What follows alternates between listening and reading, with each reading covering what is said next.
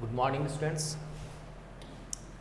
कल अपने stability of complexes में लास्ट पॉइंट पढ़ा था number of chelate rings. Number of chelate rings जितना कल अपने करवाया था उतना ही आपके लिए सफिशिएंट था। आपके हिसाब से स्टेबिलिटी डायरेक्ट प्रोपोर्शनल था number of chelate rings. Number of chelate rings, और इसका मैंने आपको एग्जाम्पल करवाया था नॉन किलेट, मोनोकिलेट, बाई किलेट। वहां तक आपके काम। आज जो कराऊंगा उसका 12th से कोई लेना देना नहीं है। बस कंपटीशन में आए कुछ याद रहे तो लिख देना, वीडियो देखना चाहे देखना, अदरवाइज इसको स्किप कर देना। बात समझना, कल मैंने आपको एक एग्जाम्पल दिया था लास्ट में, ये वाला, ऐसे समझो।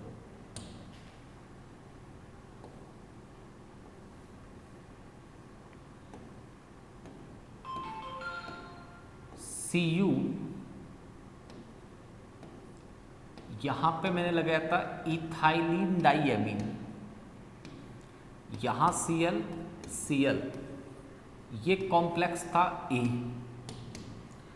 सेकंड कॉम्प्लेक्स ये था।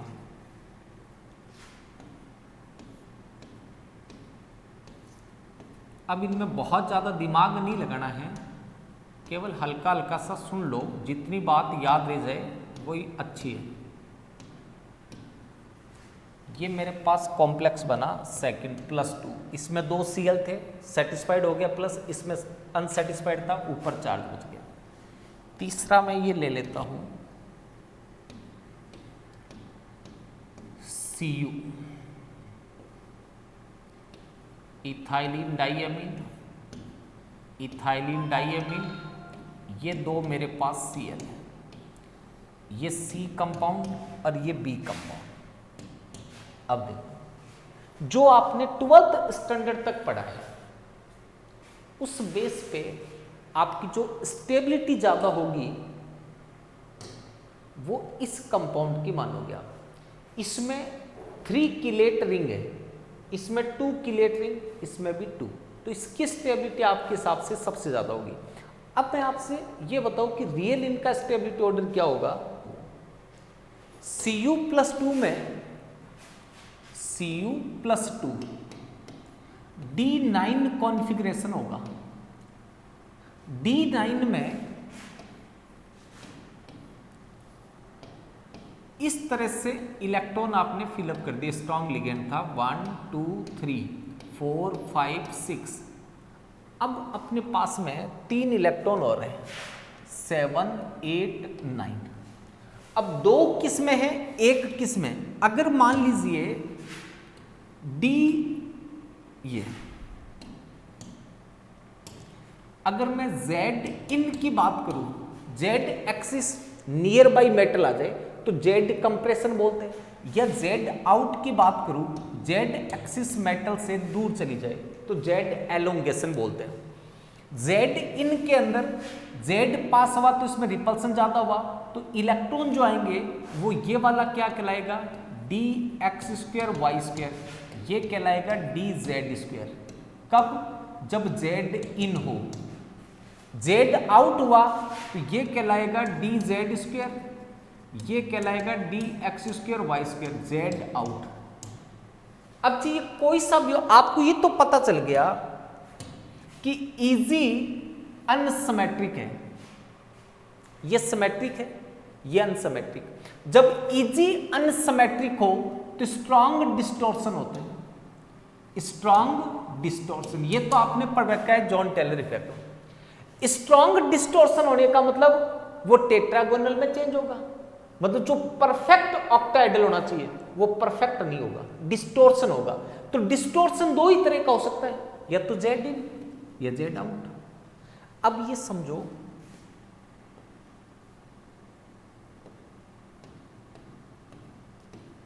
ये मान लीजिए एक बाइडेंटेड लिगेंड बॉन्ड बना रहे हैं, ठीक है, ये एक्सिस यहां आके एंड होती है। अब मैं सिचुएशन चेंज करूं, कि जेड इन हो तो ये वाला पॉइंट यहां आ जाएगा, तो रिंग को ऐसे बनना पड़ेगा। अगर जेड एलोंगेशन हुआ तो ये पॉइंट यहां आ जाएगा, तो रिंग को ऐसे बनना पड़ेगा। तो जो रिंग बनी थी उस रिंग में स्ट्रेन तनाव आएगा कि नहीं आएगा? चाहे जेड इन हो चाहे जेड आउट हो, रिंग के अंदर एक स्ट्रेन डेवलप होगा। जेड इन होगा तब भी होगा, जेड आउट होगा तब भी होगा। उस स्ट्रेन के कारण स्टेबिलिटी डिक्रीज होगी। और ये स्ट्रेन क्यों डेवलप हुआ? क्योंकि जेड एक्सिस या तो पास आ गई या दूर चली गई, स्ट्रेन से स्टेबिलिटी घटेगी। अब चेक करो कौन से में जेड एक्सिस यूज हो रही है, तो देखो इसमें जेड एक्सिस यूज हो रही है, इसमें जेड एक्सिस यूज हो रही है, इसमें जेड एक्सिस यूज नहीं हो रही। इसका मतलब इन दोनों में रिंग स्ट्रेन होगा, इसमें रिंग स्ट्रेन नहीं होगा, तो हाईएस्ट स्टेबल कौन होगा? सी। इसमें नंबर ऑफ रिंग्स 2 है, इसमें नंबर ऑफ रिंग्स 3 है, फिर भी 2 रिंग्स वाला 3 रिंग्स से मोर स्टेबल है। जबकि आप अपने 12th बेस से आंसर करके आते हैं तो इसको ज्यादा स्टेबल बताते हैं। चलो अब इन दोनों में देखो, स्ट्रेन फीलिंग इसमें भी आएगी, दोनों रिंग में, इसमें भी आएगी, तो स्ट्रेन तो दोनों में सेम है, बट ये डिफरेंट हो गया। इसमें एक एक्स्ट्रा रिंग है किलेट रिंग, इसमें नहीं है। इसका मतलब 3 वाला इससे ज्यादा स्टेबल होगा, तो इनका स्टेबिलिटी ऑर्डर आएगा ए, उससे ज्यादा बी, सबसे ज्यादा सी। एग्जाम में जब ये पूछेंगे हाईएस्ट स्टेबल कौन सा है, आपको बी नहीं करके आना है, सी करके आना है। ये मेरा एक्स्ट्रा पहला पॉइंट हो गया 12th के अलावा। आपको कल बताया उतना ही पढ़ना है, ये तो केवल सुनना है, और आगे समझो।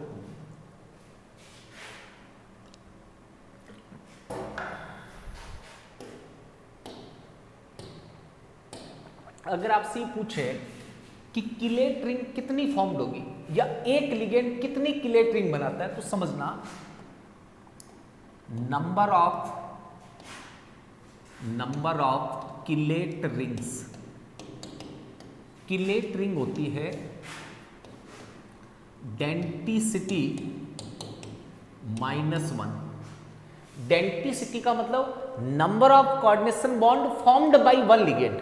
एक लिगेंड है, जितने कोऑर्डिनेशन बॉन्ड बनाए वो उसकी डेंटिसिटी है।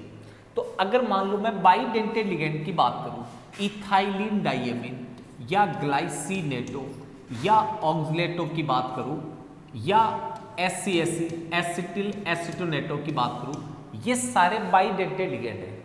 इसका मतलब इनके द्वारा 2 कोऑर्डिनेशन बॉन्ड बनते हैं, -1 = 1। मतलब एक लिगेंड से एक रिंग बनती है। तो अगर मान लो आपको ये एग्जांपल दिया COEN3 और पूछा नंबर ऑफ रिंग्स बताओ, तो एक बाइडेंटेड लिगेंड एक रिंग फॉर्म करता है, 3 लिगेंड है तो कितनी रिंग बनेगी? 6।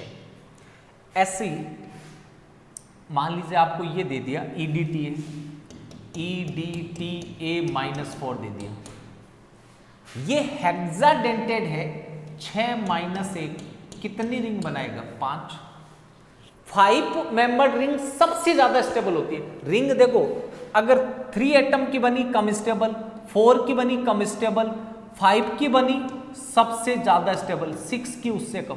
5 मेंबर्ड और 6 मेंबर्ड रिंग मोर स्टेबल होती है। इनमें भी मोर स्टेबल होगी 5 मेंबर्ड, ये स्टेबल नहीं होती। 5 मेंबर से 6 मेंबर तभी स्टेबल हो सकता है जब रेजोनेंस हो, अदरवाइज नहीं होगी। रेजोनेंस वाले सिचुएशन में 6 मेंबर रिंग मोर स्टेबल हो सकती है, अदरवाइज 5 मेंबर रिंग जो होगी वो मोर स्टेबल होगी। इसमें 5 वाली बनी, इसका कॉम्प्लेक्स सबसे ज्यादा स्टेबल होता है। ये तो रिंग की बात की। अब आगे समझना, अगर मान लो आपके पास ये कॉम्प्लेक्स आ गया COEN3 COSC3, ये न्यूट्रल था, प्लस चार्ज यहां आ गया। ये -1 वाला था तो +3 चार्ज 3 से न्यूट्रल हो गया। ये भी बाइडेंटेड, ये भी बाइडेंटेड। अब समझना कहानी इनमें स्टेबिलिटी, दोनों में मेटल सेम है तो साइज वाला नहीं आएगा। दोनों में CO का ऑक्सीडेशन स्टेट +3 है तो ऑक्सीडेशन स्टेट वाला भी नहीं आएगा। दोनों में बाइडेंटेड लिगेंड 3 टाइम्स है, इसका मतलब दोनों में 3 रिंग्स बनेगी, तो नंबर ऑफ किलेट रिंग भी नहीं ले सकते। अब स्टेबिलिटी कैसे समझाए, ये मेरे पास इथाइलिन डाइएमीन है, इथाइलिन डाइएमीन,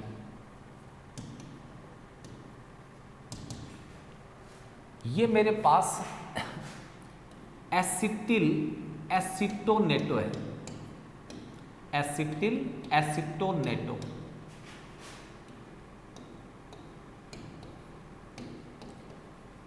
ये फॉर्मूला है एसिटिल एसिटोनेटो का।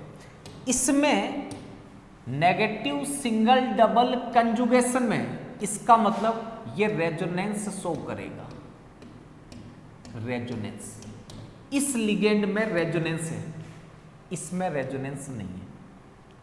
जहां रेजोनेंस होगा वहां स्टेबिलिटी हाई होगी, इसका मतलब ये कॉम्प्लेक्स मोर स्टेबल होगा सेकंड वाला फर्स्ट के कंपेयर में। जरूरी नहीं मैंने जो दिया वही एग्जांपल दे, कोई सा भी दे सकते हैं, आपको इतना ही याद रखना है मेटल वगैरह सब कुछ सेम हो तो EN से मोर स्टेबल SC वाला कॉम्प्लेक्स होगा।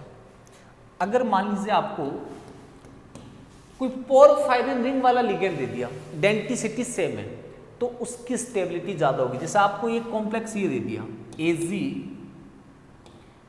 Ethylene diamine, ethylene diamine, charge है +1, एक कॉम्प्लेक्स ये दे दिया AG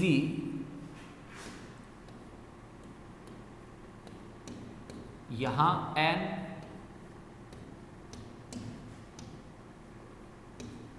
यहां N इससे जुड़ा, ये भी बाइडेंटेड है +1, इसका नाम था इथाइलिन डाइएमीन, इसका नाम है ऑर्थोफिनेंथ्रोलीन। तो यहां पोरफायरिन रिंग थी इसलिए इसकी स्टेबिलिटी इससे ज्यादा होगी। इसी का अगला पॉइंट समझना, Ag+ के जो कॉम्प्लेक्स बनते हैं किलेट कॉम्प्लेक्स, वो Cu+2 या Pt+2 की कंपेयर में करें तो इनके कॉम्प्लेक्स किलेट कॉम्प्लेक्स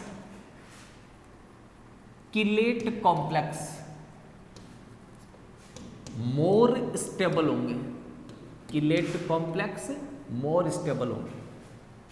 इसके जो कॉम्प्लेक्स बनेंगे किलेट कॉम्प्लेक्स वो लेस स्टेबल होंगे, लेस स्टेबल। आपको रीजन पूछ सकता है कि Ag+ के कॉम्प्लेक्स लेस स्टेबल क्यों है, Cu+2 Pt+2 के मोर स्टेबल क्यों है, या Ni+2 ले लेता, कुछ भी ले सकता था, ये मोर स्टेबल क्यों है।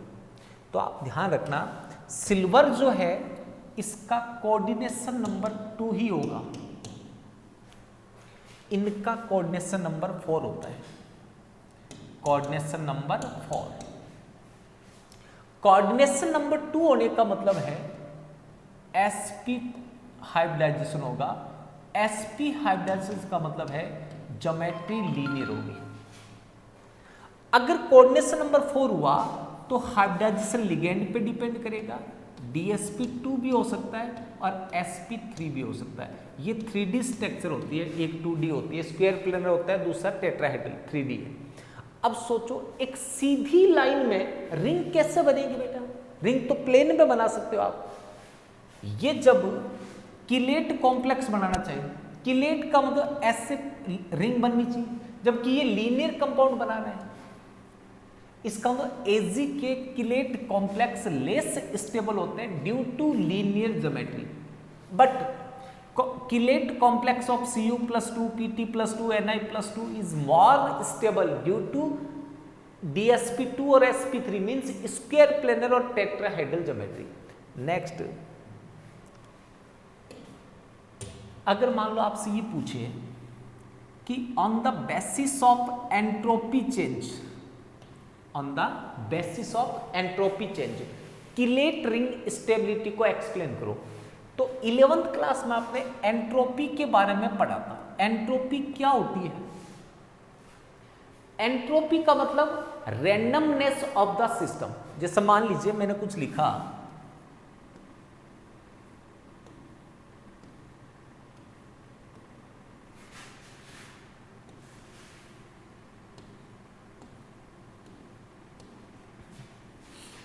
X Y Z A B C 1 2 3 A B C X Y Z 1 2 3।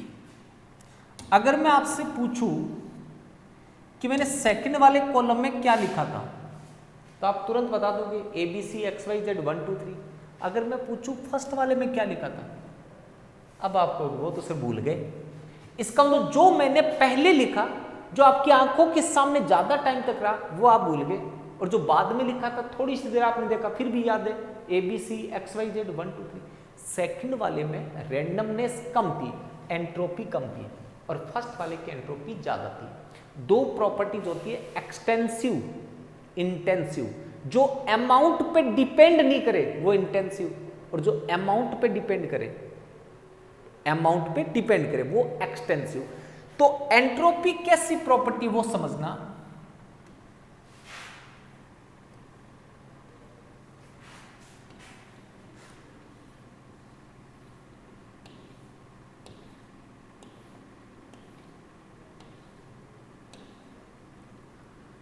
T89 B13 C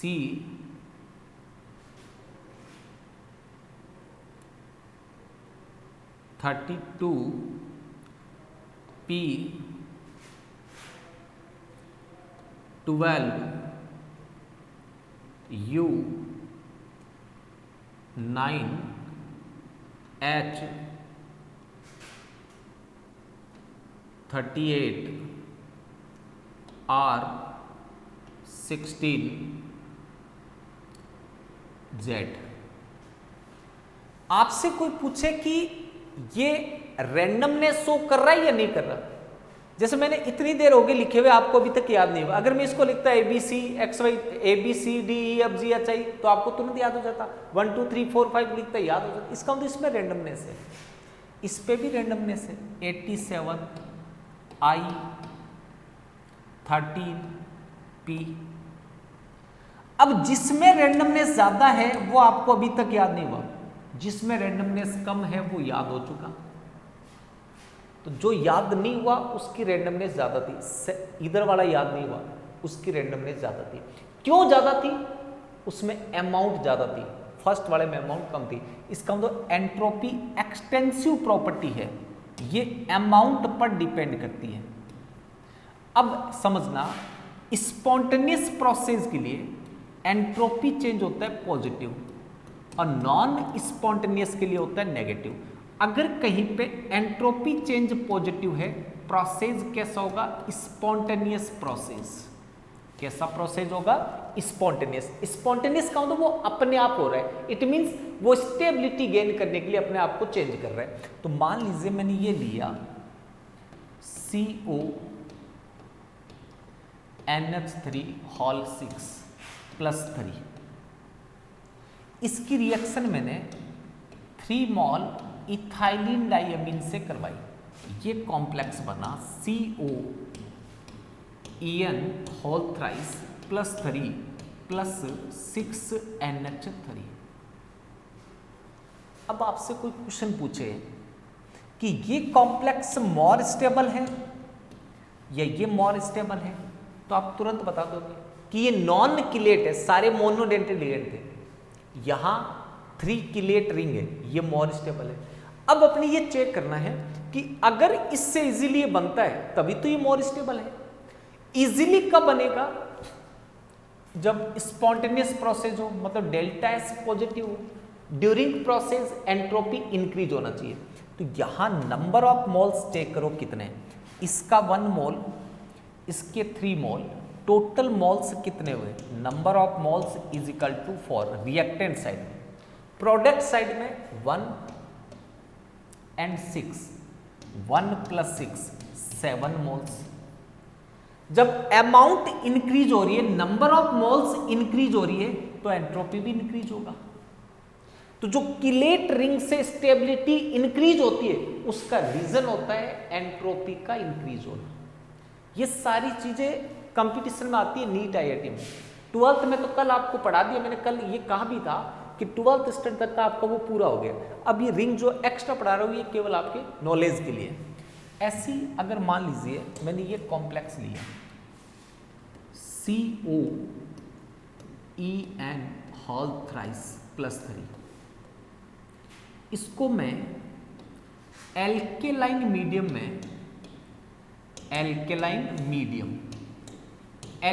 medium में अमोनिया एंड फॉर्म एल्डिहाइड के साथ कंडेंसेशन करता हूं। कंडेंसेशन ये पॉलीमराइजेशन का प्रोसेस होता है।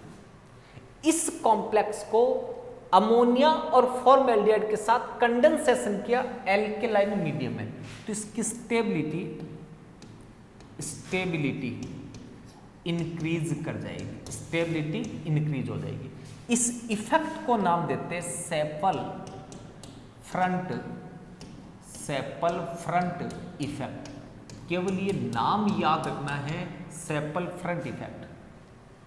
कुछ भी रटना नहीं है, थोड़ा सा सुन लिया। कंपटीशन में डायरेक्ट क्वेश्चन आता है कि अगर COEN होल थ्राइस +3 को एल्कलाइन मीडियम में इसके साथ कंडेंस्ड करें तो स्टेबिलिटी इंक्रीज होने का रीजन है, ये याद रखकर जाना है, सेपल फ्रंट इफेक्ट। नेक्स्ट जो आपकी बुक में है वो समझना, 7 नंबर ऑफ किलेट रिंग में उतना ही पढ़ना है जितना कल मैंने आपको लिखा है, उतना ही नोट्स में मिलेगा आपको। ये जो एक्स्ट्रा बताया है ये आप अपनी कॉपी में चाहे तो नोट कर सकते हो कि ये रीजन है, इसका ये रीजन है। मैंने ये कहा कि कॉम्प्लेक्स मेटल एंड लिगेंड से फॉर्म्ड होता है। अगर ये इलेक्ट्रॉन इजीली गेन करे तो कॉम्प्लेक्स स्टेबल बनेगा। इजीली कब गेन करेगा? जब इस पर चार्ज हाई हो, मतलब ऑक्सीडेशन स्टेट हाई हो। कब होगी? जब इसका साइज स्मॉल हो, स्मॉल साइज। यही से ये दोनों पढ़ लिए फैक्टर अपने। अब मैं मेटल को छोड़ दूं, लिगेंड पे आ जाऊं कि मेटल सेम है, लिगेंड से बताओ। तो लिगेंड जो होगा वो इलेक्ट्रॉन पेयर डोनेट करेगा, इलेक्ट्रॉन पेयर डोनेट करेगा। जितना इजीली डोनेट करे स्टेबिलिटी उतनी ज्यादा होगी। जो इलेक्ट्रॉन पेयर डोनेट करते हैं वो अकॉर्डिंग टू लुईस बेस कहलाते हैं, लुईस बेस। अगर इजीली इलेक्ट्रॉन पेयर डोनेट किया स्ट्रॉन्ग बेस, इजीली डोनेट नहीं करे वीक बेस। इसका मतलब यहां लिख रहा हूं strength of ligand, basic strength of ligand, basic strength of ligand, ये आपकी बुक में है। इसमें आपके बुक के अकॉर्डिंग इतना ही याद रखना है, stability direct proportional basic strength of ligand, basic strength of ligand. और बुक में आपकी ये एग्जाम्पल दे रखा है ऐसे। ये लिगेंड की बेसिक स्ट्रेंथ है I-, Br-, Cl-, F-। ये बेसिक स्ट्रेंथ का ऑर्डर है। सबसे ज्यादा बेसिक स्ट्रेंथ किसकी? F की, सबसे कम I की। और ये एग्जाम्पल बुक के अंदर आपको दे दिया। CO(I6) -3, CO(Br6) -3, COCl6 -3, COF6 -3। और ये पूछा कि इनका स्टेबिलिटी ऑर्डर बताओ, तो आपने सीधा चेक किया कि F की बेसिक स्ट्रेंथ हाईएस्ट है, आयोडाइड की लोवेस्ट है। जिसकी बेसिक स्ट्रेंथ हाईएस्ट है उसके कॉम्प्लेक्स मोर स्टेबल होगा। तो आपने ये स्टेबिलिटी ऑर्डर लिख दिया। ऐसा ही आपके बुक में दे रखा है। अकॉर्डिंग टू योर बुक इतना ही है। Stability direct proportional basic strength of ligand, ये लिगेंड की बेसिक स्ट्रेंथ और ये एग्जाम्पल। अब मैं मेरी तरफ से क्वेश्चन दूं, समझना। एग्जाम में आपकी क्वेश्चन आया Cu+1, Cu+1 के साथ मैंने दिया Cu(i4) -3, कॉपर का ऑक्सीडेशन स्टेट हो जाएगा +1, Cu(Br4) -3, CuCl4 -3, CuF4 -3। या मैं इसकी जगह और भी मेटल चेंज कर सकता था, इस Cu की जगह मैं इनमें से कोई ले लेता, समझना, Cu+ और Pt+2 और Pd+2 और Hg+ ले लेता या Hg+2 ले लेता, इनमें से कुछ भी ले सकता था। ये सेम रहते IBrClF, इन मेटल को मैं चेंज कर देता। तो आपके हिसाब से जो स्टेबिलिटी ऑर्डर आता पहले वो लिख देता हूं। आपके हिसाब से इनका स्टेबिलिटी ऑर्डर ये आएगा, और सही भी है, क्योंकि आपने जो 12th स्टैंडर्ड पे स्टडी किया है उस बेस पे लिगेंड की बेसिक स्ट्रेंथ ज्यादा होगी तो कॉम्प्लेक्स स्टेबल बनेगा, बेसिक स्ट्रेंथ कम है तो लेस स्टेबल होगा। रियल इसका ऑर्डर ये नहीं है, रियल ऑर्डर क्या है वो आपको अभी समझाएंगे। ये पॉइंट केवल सुनना है, आपके बुक में नहीं है। Hard soft acid base principle या कंसेप्ट बोल सकते हैं, प्रिंसिपल क्या लिखा है मैंने ध्यान से समझना। Hard soft acid base principle, देखने में ऐसे लगता है ये बहुत टिपिकल है, बट ये बहुत इजी है, ऐसे समझना। Hard base, hard base, hard base का मतलब ऐसे बेस जो हाईली इलेक्ट्रॉन नेगेटिव हो, हाईली इलेक्ट्रॉन नेगेटिव हो, एंड देखो इलेक्ट्रॉन नेगेटिविटी ज्यादा होने का मतलब ये हुआ कि जो लिगेंड है, जो एनाइन है, उसका साइज छोटा होगा। साइज स्मॉल होगा तभी इलेक्ट्रॉन नेगेटिविटी ज्यादा होगी। अगर मैं इसमें फैजान रूल अप्लाई करूं, कौन सा रूल? फैजान रूल। तो फैजान रूल क्या है कि पोलराइजेशन हाई तब होगा जब स्मॉल कैटाइन हो, हाई चार्ज ऑफ कैटाइन हो, लार्ज एनाइन हो, लार्ज एनाइन। इसका मतलब या तो स्मॉल होगा क्योंकि इलेक्ट्रोनेगेटिविटी ज्यादा है, जब एनाइन स्मॉल होगा तो लेस पोलराइज्ड होंगे, लेस पोलराइज्ड। अगर इस तरह के बेस मिलते आपको, high electron negative, less polarized, तो वो हार्ड बेस होंगे। कैसे याद रखने हैं? इनमें जो डोनर एटम होगा वो इस फोन का कोई कंपोनेंट होगा। डोनर एटम या तो F- होगा या ऑक्सीजन होगा, वो चाहे किसी भी फॉर्म में, और डोनर एटम होगा या फिर नाइट्रोजन होगा। डोनर एटम कौन है? F या O या N। इसमें दूसरा समझना, soft base, soft base, soft base के लिए कहता है लो इलेक्ट्रॉन नेगेटिविटी हो एंड हाईली पोलराइज्ड हो, हाई पोलराइज्ड पावर हो। कौन से आएंगे? सीधा याद रखना है, पुलिस सब इंस्पेक्टर। अगर इनमें से कोई डोनर एटम हुआ पुलिस सब इंस्पेक्टर में से, तब फिर वो सॉफ्ट बेस है, और फोन में से हुआ तो फिर हार्ड है। तो एक बार थोड़ा सा टेबल को देखना, समझो। मैंने लिखा है हार्ड बेस, मतलब फोन का कंपोनेंट आना चाहिए, फोन। सॉफ्ट बेस मतलब पुलिस सब इंस्पेक्टर होना चाहिए, पुलिस सब इंस्पेक्टर।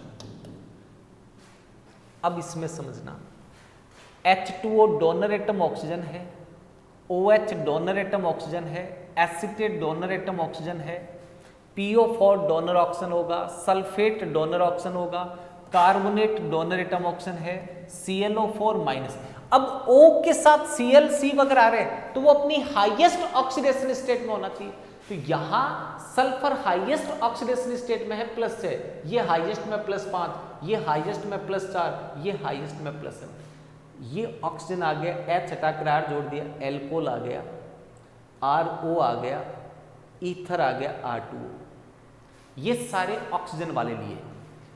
इसमें फोन में F आ गया, Cl इसमें भी आता है और बॉर्डर लाइन में भी आता है, मतलब सॉफ्ट नहीं है, हार्ड भी नहीं है, बॉर्डर लाइन में आता है। कुछ बुक इसको हार्ड में भी लेते हैं, बट F के कंपेयर में कम हार्ड है, तो ये बॉर्डर लाइन की तरफ ज्यादा जाता है। नाइट्रोजन में जैसे अमोनिया आ गया, नाइट्रोजन वाला, एमाइन आ गया, N2H4 आ गया।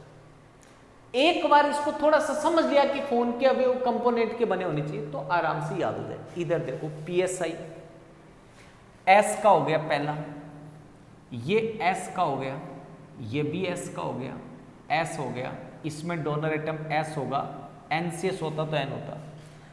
ये P का R3P, ये P का, बस।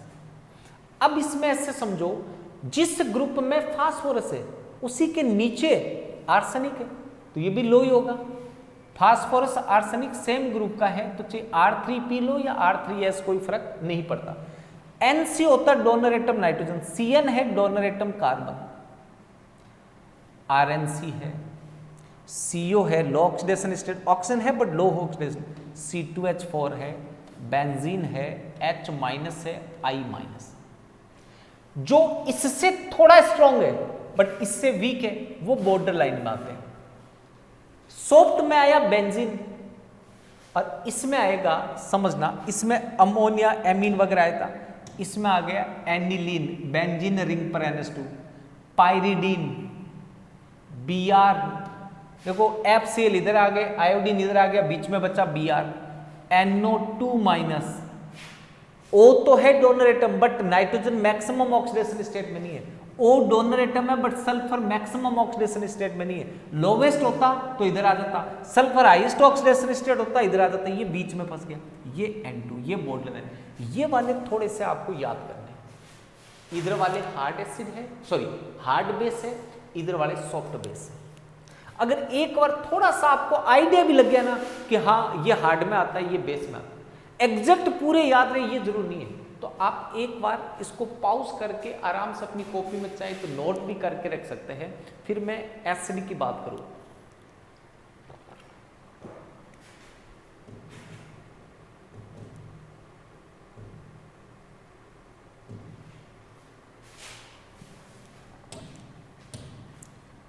हार्ड एसिड,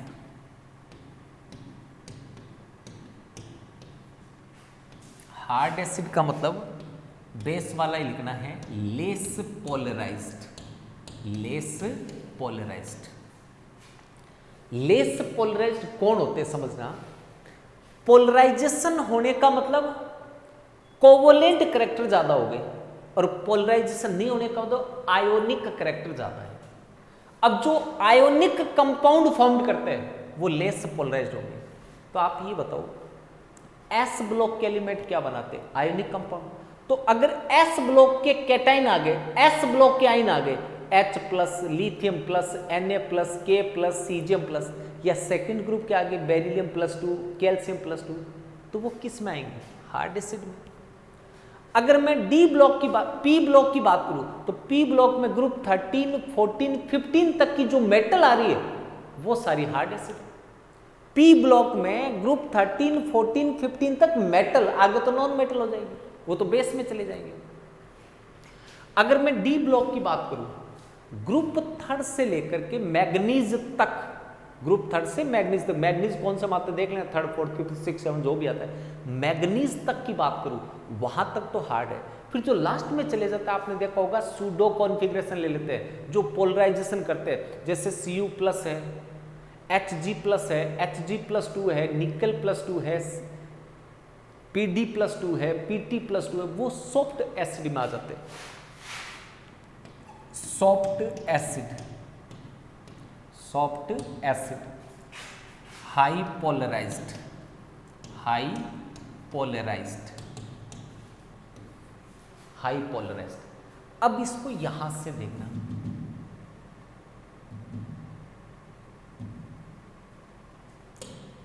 ध्यान से समझना।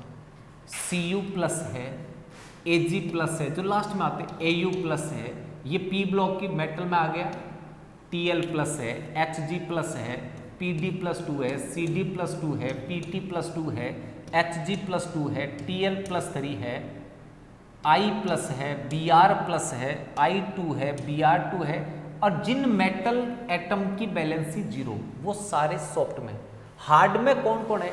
जो मेटल आप नॉर्मली कॉम्प्लेक्स में लेते हो, strontium, manganese, aluminium, gallium, lanthanum, lutetium, cerium, cobalt 3, Fe3, arsenic +3, silicon +4, ये सारे के सारे हार्ड एसिड है। नॉर्मली ये जो हार्ड है, ये वाले लास्ट में आएंगे, निकल, कॉपर, Pd, Pt, Hg नीचे, ये बीच में कुछ बॉर्डर लाइन के, इधर वालों के साथ ये हार्ड है, इधर वालों के साथ ये सॉफ्ट है। अब क्वेश्चन समझना वापस,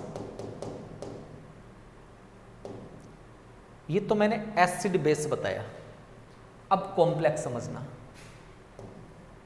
जो जिसके साथ सुखी है, अगर कोई हस्बैंड अपनी वाइफ के साथ हैप्पी है, इसका मतलब उस घर में स्टेबिलिटी ज़्यादा है, वो वहां आराम से रहेंगे।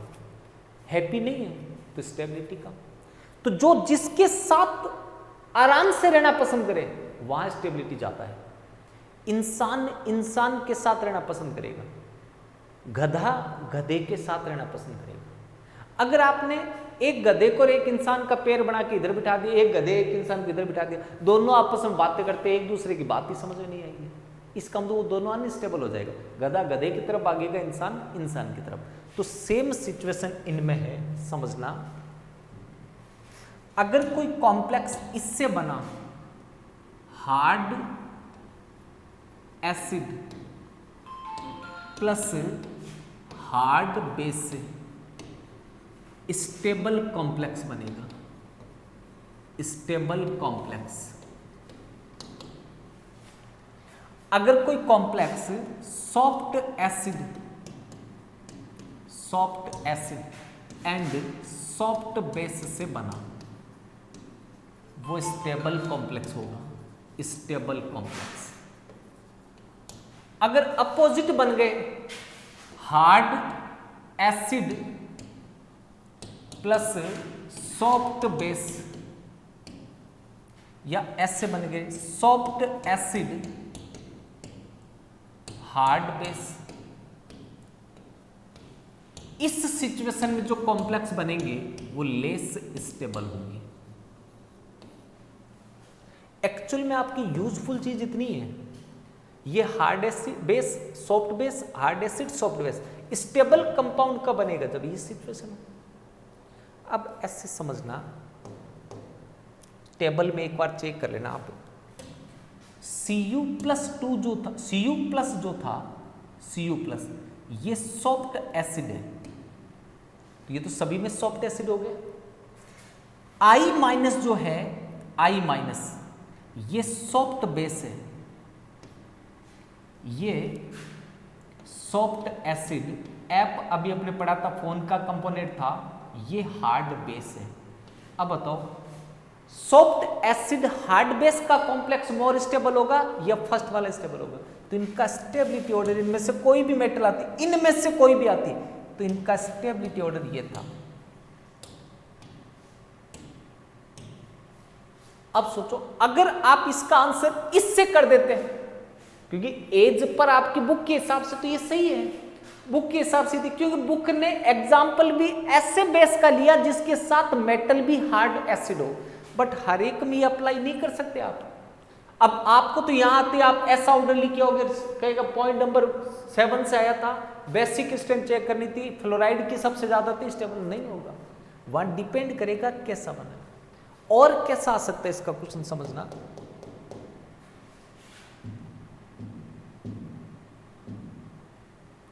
इस तरह से क्वेश्चन दिया, which ligand is formed more stable complex with Fe+3। Check करते ही पता चल जाना चाहिए कि Fe+3 हार्ड एसिड है।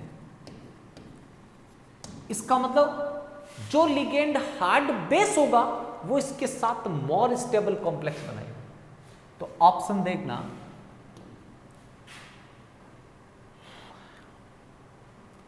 R2S OH माइनस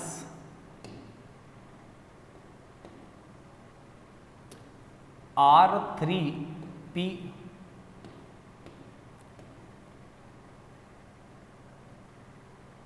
RSH,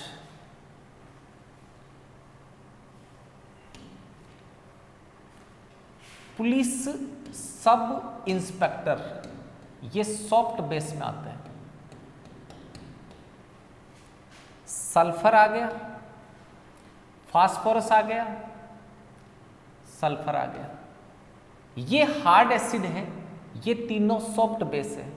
इसका ये तो बनाएगा नहीं। फोन का कंपोनेंट आता तो हार्ड होता, तो फोन का कंपोनेंट ऑक्सीजन इसमें है। अगर मैं यहां मेटल चेंज करता, Cu+ और क्वेश्चन देता, which ligand do not formed stable complex with Cu+। अब ये वाला मेरे पास में है सॉफ्ट एसिड, सॉफ्ट एसिड, तो इसके साथ अनस्टेबल कॉम्प्लेक्स कौन बनाएगा? जो हार्ड बेस होगा। तो देखो ये वाला तो मेरे पास है हार्ड बेस, बाकी सारे मेरे पास सॉफ्ट बेस है। तो जो सॉफ्ट बेस है वो तो स्टेबल बनाएगा, तो अनस्टेबल कौन बनाएगा? OH। तो ये जो टेबल मैंने आपको बताई है स्टार्टिंग में दो, ये हार्ड सॉफ्ट बेस के लिए और ये हार्ड सॉफ्ट एसिड के लिए। ये टेबल थोड़ी सी भी पढ़ के जाओगे, अभी पढ़ने की ज्यादा जरूरत नहीं, अभी सुन लो थोड़ी सी। कंपटीशन में थोड़ा सा देख के गए, कॉम्प्लेक्स में कोई भी क्वेश्चन आपने फर्स्ट वीडियो से अब तक जितने देखे, कैसा भी क्वेश्चन कभी कभी पेपर उठा के देख लेना, कभी गलत नहीं होगा, बट थोड़ा पढ़ना पड़ेगा। तो आज के लिए इतना बहुत है, बाकी कल करेंगे uses of coordination compounds. Thank you, have a nice day, God bless you.